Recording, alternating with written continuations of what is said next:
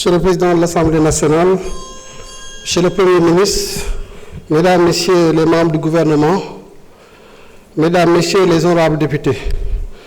Monsieur le Premier ministre, vous me demandez de répondre à une question à laquelle vous avez donné déjà des réponses assez pertinentes. Et vous avez même donné un bonus à la représentation nationale en faisant le départ entre ce qui pourrait être considéré comme de l'ingénierie budgétaire qui permet à partir de la rationalisation budgétaire de dégager des marges de manœuvre à orienter vers d'autres secteurs stratégiques. Donc cette question est très bien déjà répondue. Nous allons juste essayer d'apporter quelques autres éléments puisqu'il y a une composante de la question à laquelle il faut aussi renforcer du point de vue des autres aspects de l'ingénierie budgétaire. La question en tant que telle, c'est comment le gouvernement compte s'y prendre pour maîtriser la dette et réaliser en même temps les projets. Je ne reviendrai pas donc sur les arguments donnés par le Premier ministre pour ce qui concerne la rationalisation des dépenses. Je m'en vais juste m'appesantir sur deux autres aspects du corpus budgétaire, à savoir les recettes et le financement. Parce que comme vous le savez, le corpus budgétaire, c'est des recettes, c'est des dépenses, mais c'est aussi un financement pour véritablement la couverture du besoin. Pour ce qui concerne la réponse à cette question, fondamentalement, il faut dire qu'il s'agira de rétablir les fondations de gestion des finances publiques saines. Qu'est-ce que gestion des finances publiques saines? C'est qu'il faut, pour avoir des finances publiques viables, travailler sur les recettes budgétaires. Et nous avons un vaste programme, comme je l'ai dit tantôt, à des occasions, ici à l'Assemblée nationale, à l'occasion de la conférence de presse du 13 février à la suite de la publication du rapport de la Cour des comptes.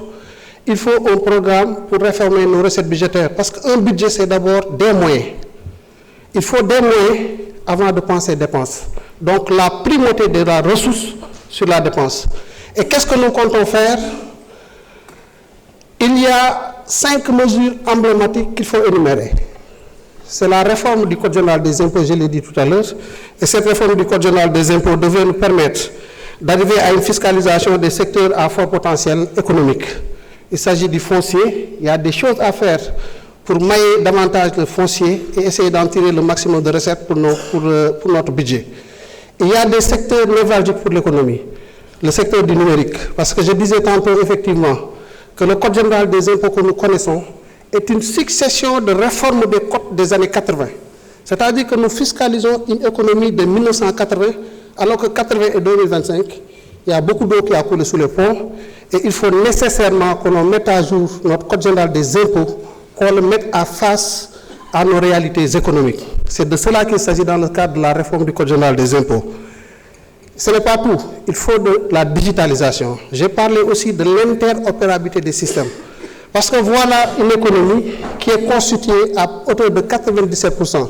Certes, la statistique a évolué, mais il faut dire que les dernières statistiques que nous avons sur le secteur informel faisaient état de 97% sur l'économie réelle. Qu'est-ce qu'il faut? Il faut, à travers des dispositifs d'interopérabilité entre le système informatique de la douane, du trésor, du budget, des impôts, qu'on arrive à neutraliser cette informalité. Comment? Je vais donner un exemple un peu précis pour vous permettre d'appréhender un peu la réalité. Quand un opérateur va à la douane pour dédouaner son conteneur et prendre son matériel, il faut dire que c'est une bonne opportunité pour l'administration fiscale. Parce qu'ici, il s'agit du réel. Il s'agit d'un matériel qui va franchir les frontières et celui qui vient récupérer ce matériel-là, il est connu.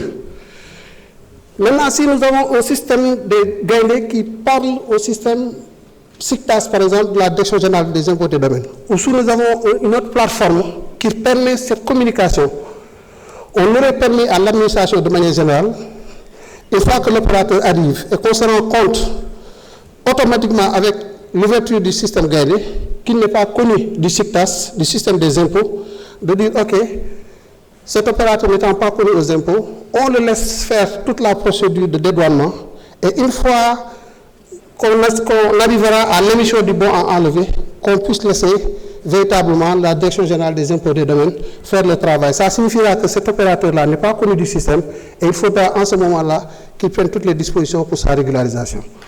Voilà ce qu'il s'agit de faire de ce point de vue-là. Le code des douanes, il faudra aussi le réformer parce qu'il est devenu anachronique dans ses méthodes et plus véritablement même dans son contrôle des régimes suspensifs. Il y a beaucoup de choses à revoir et nous nous engageons à le faire véritablement dans le cadre des réformes. Voilà pour l'essentiel ce que nous entendons faire. La facturation électronique, d'autres initiatives et les services sont à pied d'œuvre parce que le Premier ministre a déjà donné toutes les orientations avec une lettre de mission très claire, nette et précise adressée au ministre des Finances qu'il a répercutée aux administrations pour dérouler. La seule innovation à partir de ce moment, c'est que nous autorisons l'administration fiscale et l'administration douanière à travailler avec les acteurs des différents services pour pouvoir traduire cette réforme-là en actes concrets. La dernière étape de ce processus-là, c'est le financement. Et pour le financement, qu'est-ce qu'il s'agira de faire? Il y a des ressources concessionnelles qui sont sur le marché. Il faudra qu'on travaille à capter ces ressources concessionnelles-là. Comment? Mais en ayant un comité de sélection qui a été mis en place depuis 2024, qui soit le plus pertinent possible, qui fasse le travail de la façon la plus correcte pour permettre au ministère des Finances et au ministère de l'économie, des plans et de la coopération d'avoir des projets bancables sur le plan économique et de le présenter aux partenaires techniques et financiers. Il s'agira aussi de se couvrir contre les risques de change, contre les risques de taux d'intérêt. Et ça, c'est un travail que nous savons faire avec les équipes du ministère des Finances et du Budget. Il y a aussi une rationalisation de l'octroi des garanties et la systématisation de tous les projets d'endettement, leur présentation au Comité national de dette publique.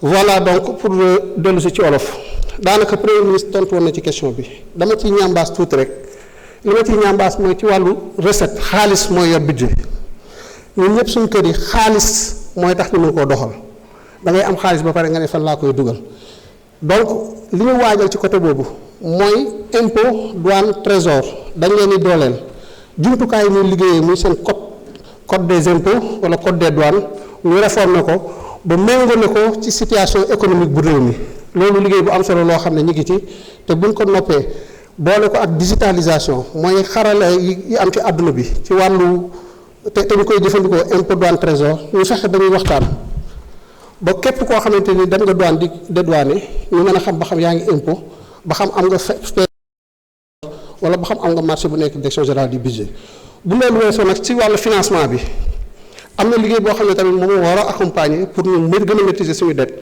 mooy di leb ci ay conditions yu faible yu gën a faible ci marché bi te loolu pour nga def ko il faut nga am ay projets yu leer nañ yoo xam ne économiquement éprouvé il faut aussi que ñu couvrir contre les risques comme ku am sa oto ni ñu koy couvrir à travers un processus d'assurance. Voilà les initiatives que nous entendons mettre en œuvre. Et merci beaucoup. Merci beaucoup, Monsieur le ministre. Honorable député Abdou Karim Sall, vous avez la parole.